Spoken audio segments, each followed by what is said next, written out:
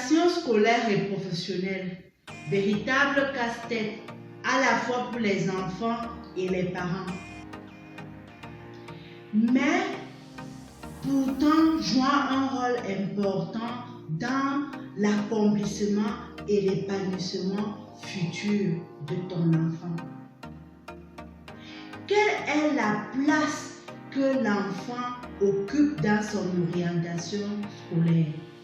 C'est une véritable préoccupation actuellement dans nos sociétés, surtout dans nos sociétés africaines. Suite à la vidéo sur les principaux acteurs de l'orientation scolaire, plusieurs parents ont eu à poser ou à me poser la question de savoir pourquoi dit-on que l'enfant est au centre de son orientation scolaire? Est-ce qu'un enfant peut être capable de s'orienter et de faire des bons choix? Mais également, les enfants ont posé la question de savoir, suis-je capable de faire des bons choix d'orientation dès le collège? Je vais répondre à toutes vos préoccupations.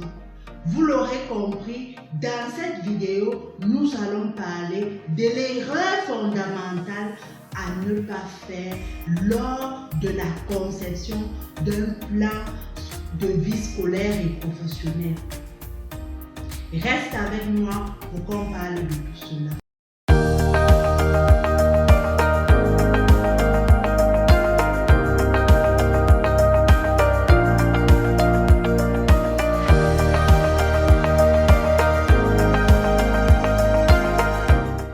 Bienvenue sur la chaîne Efatachou pour notre échange hebdomadaire. Ici, nous te proposons des vidéos éducatives en EVA, éducation à la vie et à l'amour, en orientation scolaire et en sciences physiques, pour t'aider, chers jeunes, à répondre aux différents défis de ta vie quotidienne. Nous voulons aussi aider les parents qui le désirent dans la réalisation de la formation complète de leur enfant. Je me nomme Jeanne-Pamela Awana, je suis experte en formation. Aujourd'hui, comme je te l'ai dit, nous allons parler de l'erreur fondamentale à ne pas faire lors de la conception du plan de vie scolaire et professionnel. L'occasion me sera également donnée de repréciser la place d'un enfant dans son orientation scolaire. Pour parler de tout cela ou pour commencer notre aventure ou pour réaliser notre aventure, je te propose de partir des trois phases suivantes.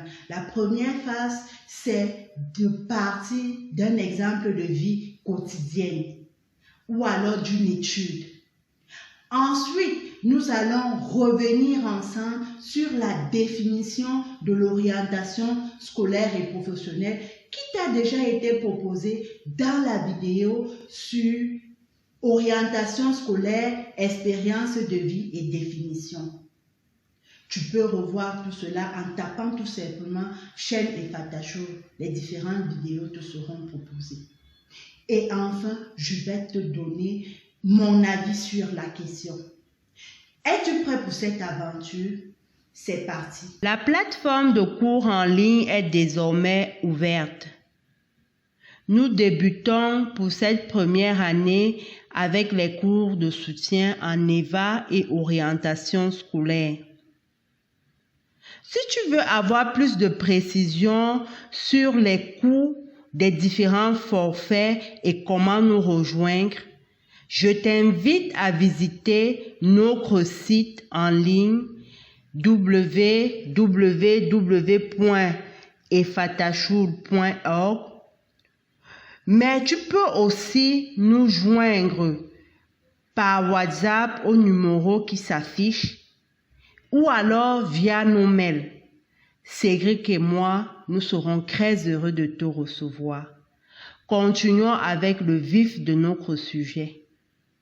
Lors de la réalisation de mon emploi en tant qu'accompagnatrice des élèves en orientation scolaire dans un lycée, que je me suis rendu compte que à la question de savoir quels sont les 2 métiers qu'ils souhaitent exercer plus tard, 75% des élèves me répondaient « Madame, je souhaite exercer dans tel métier ou dans tel domaine, mais mes parents souhaitent que j'exerce dans tel autre. » Par exemple, j'ai eu un élève qui disait « Madame, je souhaite être entrepreneur ou je souhaite être créateur de BD parce que mon désir c'est d'être autonome. Je n'ai jamais été d'accord avec le fait de rester dans un bureau. » Mais ses parents lui proposaient à cet enfant d'être médecin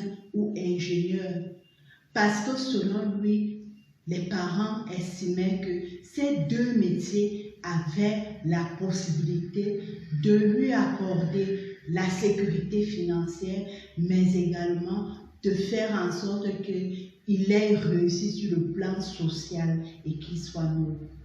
C'est vrai que dans tous les cas, il n'y a pas que eu des élèves qui ne savaient pas ce qu'ils faisaient ou qui n'étaient pas accompagnés par leurs parents. J'ai également eu des élèves qui étaient accompagnés par leurs parents dans la réalisation et le choix de leur métier, mais malheureusement, le pourcentage était autour de 20%, avec 5% d'élèves qui jusqu'en terminale ne savaient pas quel métier ils souhaitaient exercer plus tard.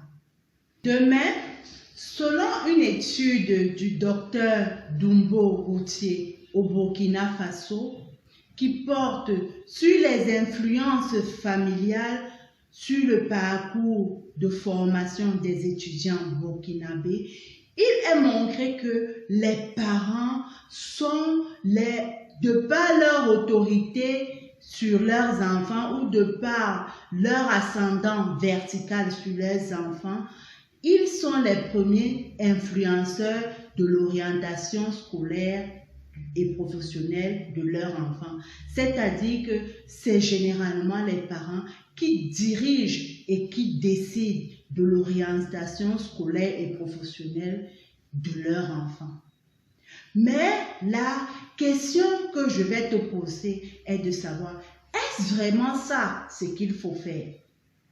Et aux parents, les différentes questions que je vais vous poser sont de savoir, est-ce que quand tu choisis un métier pour ton enfant, es-tu sûr qu'il est vraiment doué pour ce métier? Ou encore, es-tu sûr qu'il a des potentialités pour ce métier?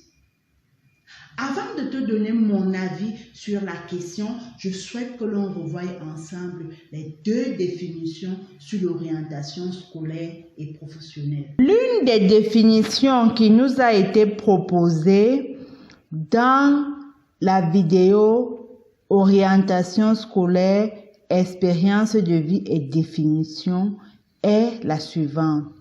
L'orientation scolaire consiste à proposer à une personne en âge de scolarité, allant à l'école ou pas, les différentes filières dans lesquelles cette personne pourra s'insérer. Cela en fonction de ses intérêts, de son parcours scolaire antérieur et de sa personnalité. Cette définition nous a été tirée de Wikipédia.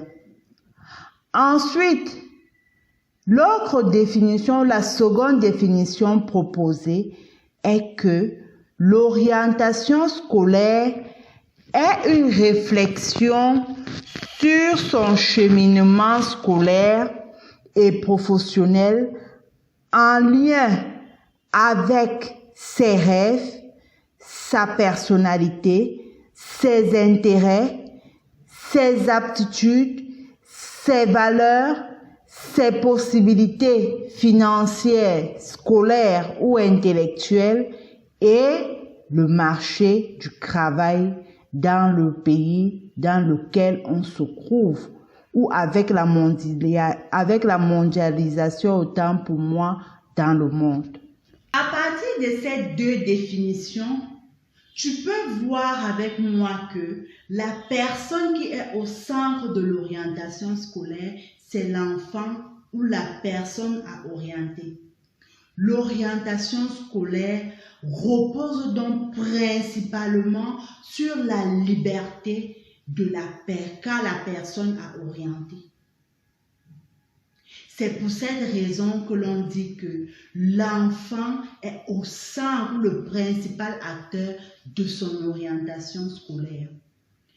Oui, cher enfant, oui, cher jeune qui regarde cette vidéo aujourd'hui, sache que tu es au centre de ton orientation scolaire.